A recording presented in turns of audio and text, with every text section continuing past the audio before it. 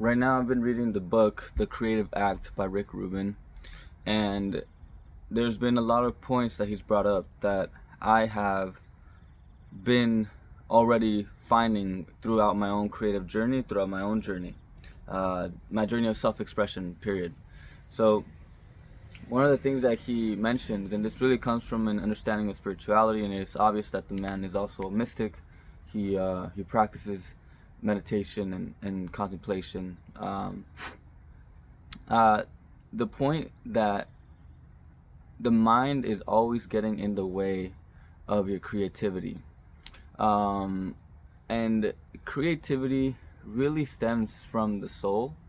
It stems from a place deeper than the mind, than the ego, also. Creativity wants to express itself without needing permission to do so.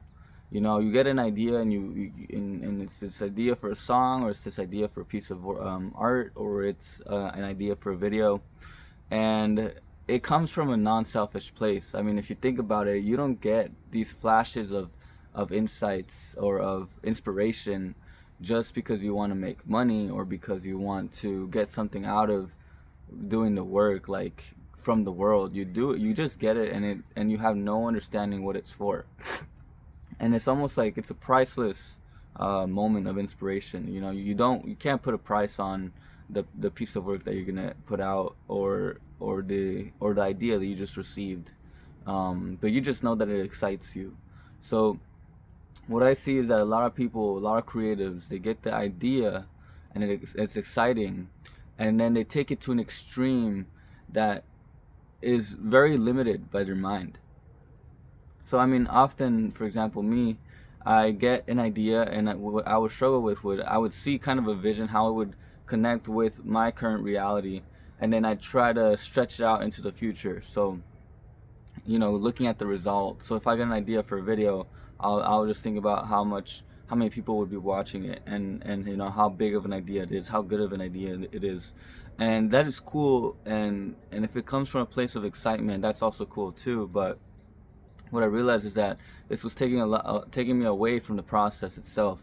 If you jump to the conclusion, you're basically jumping to conclusions. If you think that this idea is gonna have if you put an expectation on the idea, basically, this is something that I've learned from Bashar. Basically, he said, if you have something that you want to manifest, and the manifestation is very similar to creativity, to creation. It is creation. Manifestation is creation. It's the process of bringing ideas into reality, and bringing desires into reality, bringing the mental into the physical. So Bashar said, if you have something that you want to manifest, what you want to do is you don't want to imagine it. Well, you want to imagine it, you want to visualize it, you want to get really excited about the image that it brings. But once you have it, maxed out on the desire, you have like stretched it out, really got all of the juice out of the desire, out of the idea. You let it go.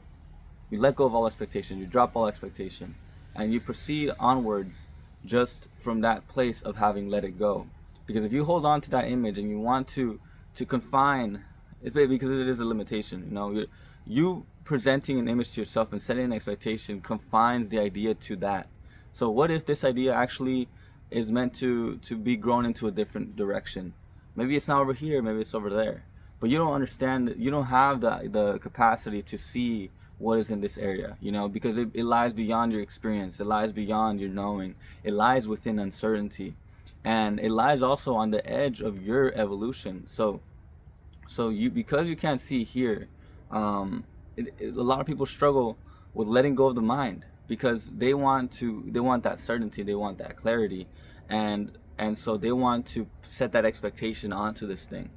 But what I have learned through my journey is that you really have to let go of the mind. Like Bashar has said, you want to get the most out of it, get all the juice out of that desire, that idea, that moment of inspiration, get all the juice out of it, understand the excitement that it holds within you, that it brings out of you, but then move forward having let go of that image. And that means also letting go of the mind. So that also means not trying to put your will onto it, because it's not, the creative act isn't about putting your force onto it. No, it's about releasing expectation and letting yourself be taught, and more importantly also knowing how to listen. So sometimes the idea, Rick Rubin explains it as a seed. You can have many seeds. You can have you can have many seeds all the time, and then some seeds will develop into something great, and other seeds will develop into something small. Some seeds will take some time for you to actually develop. Maybe you got the seed, you planted it, but you're not supposed to water it right now. You're not supposed to put attention to it right now. You have to let it grow and take its time. Really like marinate on, like really, yeah, marinate basically is the word that I think about.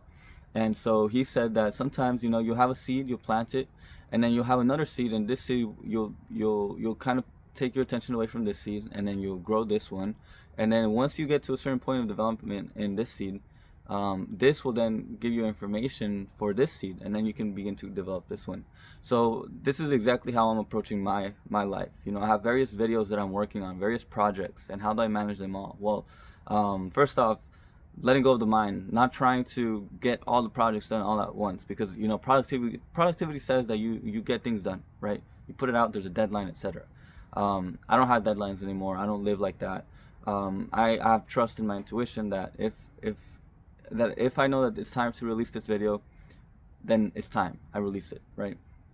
But if I know that maybe this is gonna sit as a book idea, like, because I have some ideas for books. I've got an inspiration, boom, boom. I've written the outline, I had to have the rough draft.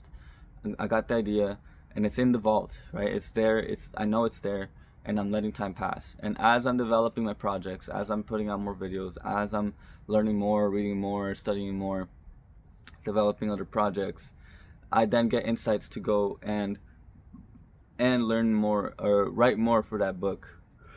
So I could go much more in depth into exactly how this looks like, but the main point is that if you are struggling right now with your creative process, it most likely is due to the fact that you are putting an expectation on your inspirations, and you're putting an expectation on your work. And the thing is that you have to allow yourself to sit back, tell the mind to sit back, and allow yourself to be taught by the process. The process is the teacher. In fact, the creative act is an infinite act. It is an act that forever transcends the current moment. It forever is taking you further and further into your evolution, into your next development. Because right now we live in a time where creativity will be the next step to our evolution. What creativity has taught me is that when you can let go of the mind, you tune into the universe, and the universe will guide you. So I've had moments of synchronicity. Anytime I have an issue that I can't solve, I walk away. So instead of putting more time into it, working harder, which is the approach of the mind, to work harder, sit down, put more time into it. Instead of doing that, I go and take a walk. I go and enjoy my life, and then I get an insight, and then the answer is there. So the universe is always guiding you. The universe is always there to help you. You can get the answer just synchronistically. Somebody you overhear a conversation in the street, and that is your answer. Or you find a video on YouTube, and that is your answer. Or you're flipping through a book, you're studying, and then you get the insight, and that is your answer. Or you wake up from a dream, and that is your answer. And this is really just the way that the subconscious works. From my understanding of psychology, there's a collective subconscious, and I believe that when you submit your desire, your question to your mind, you let it go into your subconscious, the subconscious will attract all the things that it needs for you to get the answer. So that is the synchronicity within there. Now, do I know the cause? Do I really know how it operates? I don't know, but I know that it works, and so that allows me to trust in it, right? So yeah, so I'll get answers in my dreams. I'll get answers in, I'll take naps. I'll get answers in my meditations. I'll get an insight. So if you understand this, you know, the subconscious, like, you cannot access the subconscious when you're using the mind. The mind is the conscious mind. So if you're in one or the other, right? And the subconscious is always working in the background. But you can't get the insights from the subconscious if you're too focused on mind. If you're in that beta wave frequency, you can never enter those waves of delta and theta and alpha. I believe that the flow state is also another great way to get your answers. For example, I love to dance, So social dancing for me is a great way for me to exit the mind. It's a practice of exiting the mind within itself, and it allows me to get a lot of insights and perspective to where I'm at in my life and anything that I'm dealing with. So yes, so if you're creative, then it will really pay off for you. And it's not even a creative, it's like I use this in business also. I use this as a way to, if I'm struggling in business, there's something that I don't know, I let go, and the universe guides me to the answer. And so this allows me, like, first off, to more productivity because I have more energy. I'm not grinding all the time, and then I'm getting the answers faster. So that means that, when I hit a block, I go and work on other things, and then that allows me to progress in my life overall. And then also, I'm just constantly progressing. Basically, it's constant progression. Even when I'm not progressing, I'm progressing. It's like when you learn to slow down, you speed up, right? It's a beautiful concept, but it's true. When you learn to slow down, you speed up. So how and why? Like it's when you slow down the mind, you allow yourself to get the insights faster. That's basically it. That's basically the idea. So yes, it will pay for you to take on some practice, meditation, contemplation, dream journaling. Really diving into the spiritual world. The spiritual realms will teach you how to use these practices. If you're interested, check out my channel, Lucid Living. I talk about a lot of the practices that I have used in the past. So that will be important for you. And at the end of the day, all these practices they connect you to your soul. So the soul is the source, and the mind has to surrender to the soul. The ego has to surrender to the soul. And in so doing, it just allows for greater capacity to output. It's also an increase in productivity because most people struggle with self-doubt, overwhelm. But the moment you surrender the mind to the ego, or surrender the mind to the soul, and that is the moment that you let go of all of those doubts, and you enter into a place of connected to the heart. You see your work as a service to humanity. You understand its importance. You understand its importance both in your evolution and in the evolution of humanity itself. And so that becomes your priority. And so you're not concerned by the little minds that might judge or critique you. But either way, I hope this was helpful. I hope this was insightful. If you want to work with me, connect with me at a deeper level, you can check out my community. Right now, it's free. We got a great group going on. We're meeting 3 times a week.